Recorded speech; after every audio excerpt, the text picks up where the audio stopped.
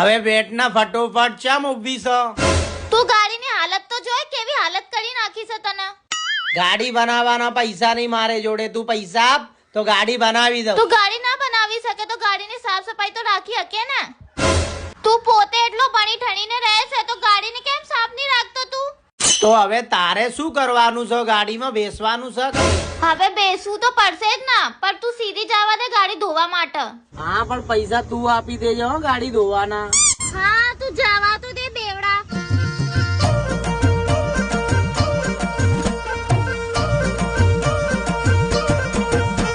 ભાઈ ગાડી ધોવી નાખ એકદમ ચોખ્ખી. હા મારા ભાઈ, તું ચિંતા ના કર, ગાડી હારી ધોઈ નાખીશ.